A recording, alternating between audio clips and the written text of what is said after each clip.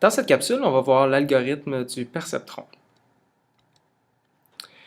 Alors, dans l'algorithme des cas plus proches voisins qu'on a vu précédemment, un des désavantages, c'est que pour faire une prédiction, il faut garder en mémoire tous les exemples d'entraînement. Donc, tout l'ensemble d'entraînement doit être maintenu en mémoire pour être en mesure de faire une prédiction pour un nouvel exemple. Et ça peut être un problème si, plutôt que d'avoir une centaine d'exemples d'entraînement, on a en fait dans les milliers, voire les millions d'exemples d'entraînement. Donc, ça voudrait dire que faire la recherche des cas plus proches voisins serait très coûteuse en temps de calcul. Donc, en fait, ce qu'on préférait, c'est avoir une façon d'avoir un modèle qui est capable d'un peu compresser l'information qui se trouve dans notre ensemble d'entraînement et pour ne pas nécessiter de toujours consulter l'ensemble d'entraînement lorsque vient le temps de faire une prédiction. Donc, en fait, ce qu'on va vouloir, c'est un modèle qui a des paramètres qui va s'adapter au fur et à mesure qu'on va observer des données pour essayer d'extraire l'information pertinente de l'ensemble d'entraînement. Et l'algorithme du perceptron, c'est un algorithme qui permet de faire ça.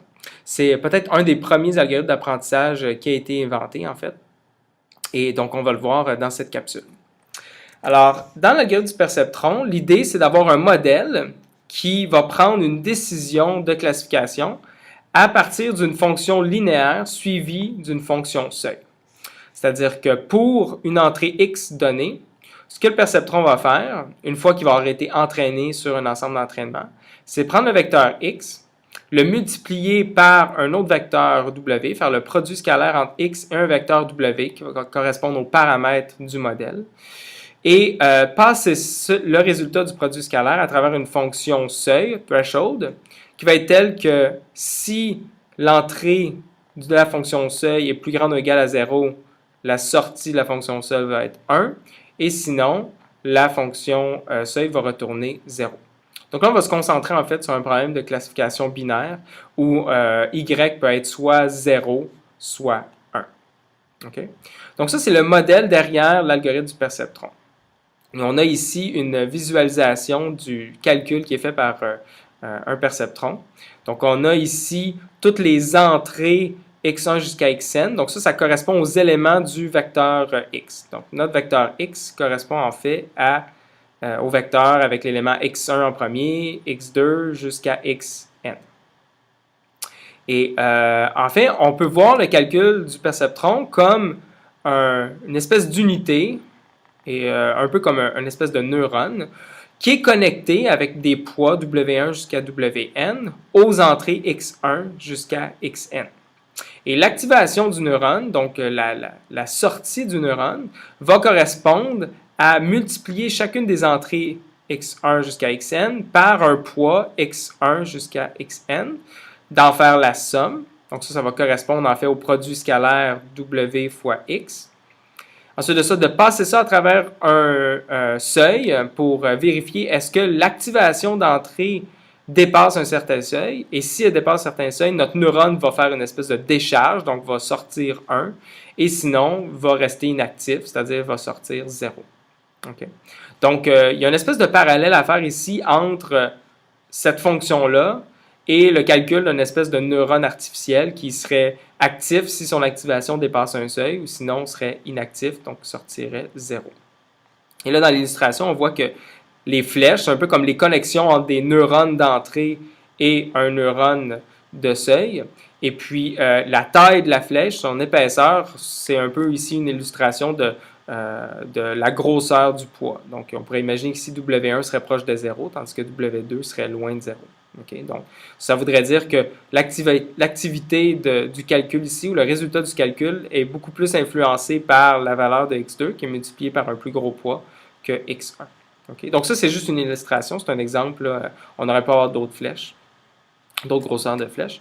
Mais donc, ça, c'est une illustration visuelle du genre de calcul fait par le perceptron pour faire une prédiction.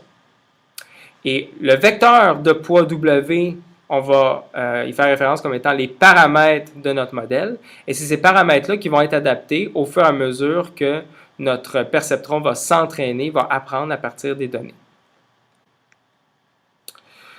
J'ajouterais également là, que typiquement, en fait, on souhaite introduire un certain biais dans le calcul qui va correspondre en fait à varier quel est le seuil de comparaison. Donc, souvent, ce qu'on va voir en fait, c'est que plutôt que de calculer W fois X, on va calculer W fois X plus un autre vecteur qui va être un autre paramètre qu'on va apprendre aussi, B. Donc, on va avoir W fois X plus B.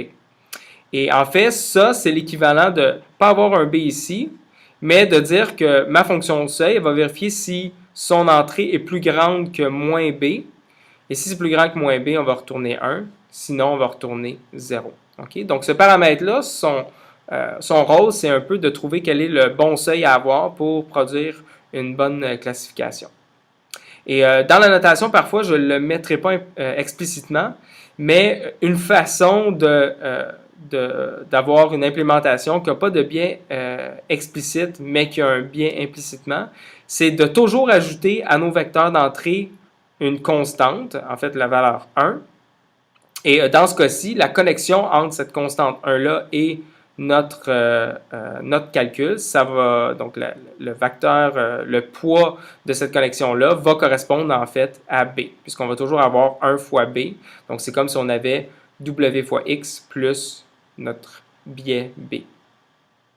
Donc ça, c'est le modèle derrière le perceptron. Alors maintenant, comment est-ce qu'on va entraîner le perceptron? Comment est-ce qu'il va s'adapter à partir de notre ensemble d'entraînement? Donc, on a l'algorithme juste ici. Et là, l'idée, c'est que le modèle, le perceptron, va itérer sur nos exemples d'entraînement. Et il va s'adapter à chaque fois que la prédiction qui va être faite ne sera pas la bonne réponse. Donc, il va s'adapter finalement, il va cesser de s'adapter aussitôt qu'il va retourner la bonne réponse sur toutes nos données d'entraînement. Donc, voici le pseudocode pour le déroulement de l'algorithme. Alors, ce que le perceptron va faire, c'est qu'il va itérer sur toutes les paires xt, yt qui appartiennent à notre ensemble d'entraînement. Et donc, pour chacune entrée xt, on va calculer la prédiction faite par notre perceptron. Donc, ça, c'est h de xt, qui correspond donc à prendre xt, multiplier par le produit scalaire au vecteur de poids w, possiblement en ajoutant également un biais, et passer ça à travers la fonction seuil.